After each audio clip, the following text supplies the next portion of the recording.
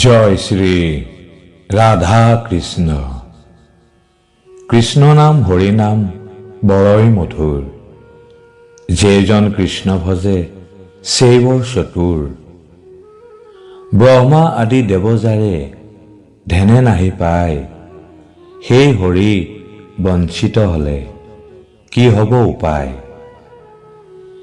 ভগৱানৰ চৰণবিন্দত শৰণাগত হোৱাৰ পিছত যদি কাৰোবাৰ পতন হয়, তথাপিও তেওঁ কেতিয়াও ভগৱানৰ শ্ৰী পাদ পদ্মৰ কথা পাহৰি নেযায়।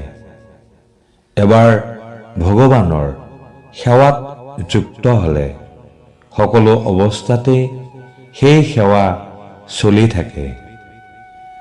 ভগৱদ গীতাত কোৱা হৈছে, অলপ ভগৱত ভক্তিৰ অনুশীলনে অত্যন্ত ভয়ংকৰ অৱস্থাৰ পৰা জীৱক উদ্ধাৰ কৰিব পাৰে।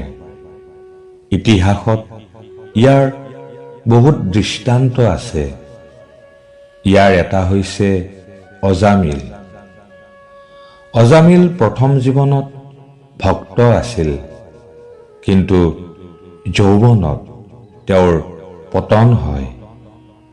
তথাপিও অন্তিম সময়ত ভগৱানে তেওঁক ৰক্ষা কৰে।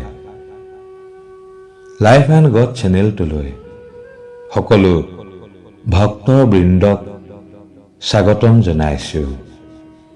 প্ৰভু বাকে বিহাৰী সকলোৰে মংগল কৰক, কল্যাণ কৰক।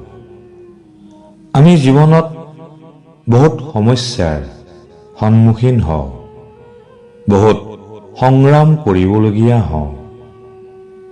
বহুত সময়ত দেখা যায় ভাগ্যৰ বলত বহুত মানুহ মৃত্যুৰ মুখৰ পৰা উভতি আহে, আৰু কিছুমান মানুহে অকাল মৃত্যুক সাৱটি ল'ব লগা হয়। জীৱন বিচিত্ৰ। এই পৃথিৱীত বিভিন্ন ধৰণৰ মানুহ, পশু পক্ষী, গছ লতা আছে। সকলোৱে নিজৰ জীৱনত সংগ্ৰাম কৰিবলগীয়া হয়। কোনোবাই গোটেই জীৱন সংগ্ৰাম কৰিও নিজৰ লক্ষ্যত উপনীত হ'ব নোৱাৰে। আমি ভবামতে জীৱনটো গঢ়ি তুলিব নোৱাৰোঁ। আমাৰ সমস্যা বহুত, আৱশ্যকো বহুত। খাদ্য, বাসস্থান, ধন সম্পদ, কিমান যে বস্তুৰ প্ৰয়োজন। সঁচাকৈ বহুত বিচিত্ৰ এই পৃথিৱী। জীৱৰ ভিতৰত মানুহৰ জীৱন আৰু বিচিত্ৰ। কিছুমান মানুহে এমুঠি খাদ্যৰ বাবে হাহাকাৰ কৰি ফুৰিছে, আৰু কিছুমানে একাপ চাহত লাখ টকা খৰচ কৰি আছে। কাৰোবাৰ থাকিবলৈ ঘৰ নাই, পিন্ধিবলৈ কাপোৰ নাই। একে সময়তে কোনোবা সন্তানৰ ধন কুবেৰৰ ঘৰত জন্ম হৈছে, আৰু কাৰোবাৰ এক দুখীয়া পৰিয়ালত জন্ম হৈছে। কিছুমান পঢ়া শুনাত বহুত উন্নত, আৰু অ-আ পঢ়িব নোৱাৰা ল'ৰা ছোৱালীও আজিৰ পৃথিৱীত দেখা যায়। ইমান বিভিন্নতা কিয়?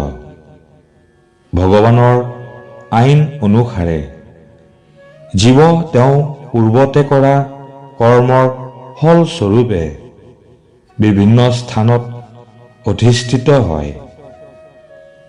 শাস্ত্ৰ নিৰ্দেশিত সৎকৰ্মৰ প্ৰভাৱত কেৱল জীৱৰ উচ্চ কুলত জন্ম হয়, ঐশ্বৰ্য লাভ হয়, দৈহিক সৌন্দৰ্য লাভ হয়। এই জীৱনত যেতিয়া কোনোবাই ভাল কৰ্ম কৰে, তেতিয়া তেওঁ উচ্চ শিক্ষা প্ৰাপ্ত হয় অথবা ধন সম্পদ লাভ কৰে। তেনেদৰে এই পৃথিৱীত যদি আমি সৎ কৰ্ম কৰোঁ, তেনেহ'লে আমি আমাৰ সৎ কৰ্মৰ প্ৰভাৱত উন্নত জীৱন লাভ কৰিব পাৰোঁ। দুখ আৰু মিশ্ৰ সুখ হৈছে জীৱনৰ দুটা বৈশিষ্ট্য। দুখ আৰু মিশ্ৰ সুখ কেৱল অনুভূতিৰ পাৰ্থক্য মাত্ৰ। কিন্তু এই জগতত কোনেও জন্ম, মৃত্যু, জৰা, ব্যাধি আদি নিত্য দুখৰ পৰা মুক্ত নহয়। সেয়েহে অনিত্য বস্তু লাভৰ কাৰণে সময়ৰ অপচয় কৰা উচিত নহয়। কেৱল ভগৱানৰ ওচৰলৈ উভতি যাবৰ কাৰণে চেষ্টা কৰা উচিত।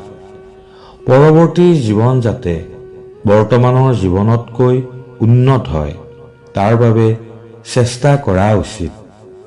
সেইটো প্ৰতিজন মানুহৰ জীৱনৰ একমাত্ৰ উদ্দেশ্য হোৱা উচিত। সেয়েহে ভগৱান শ্ৰীকৃষ্ণক এবাৰ হ'লেও স্মৰণ কৰক, তেওঁৰ নাম জপ কৰক। প্ৰভু বাকে বিহাৰীৰ ওপৰত সম্পূৰ্ণ বিশ্বাস ৰাখক, আস্থা ৰাখক আৰু সুখী হওক। জয় প্ৰভু জগন্নাথ। হৰে কৃষ্ণ হৰে কৃষ্ণ হৰে কৃষ্ণ।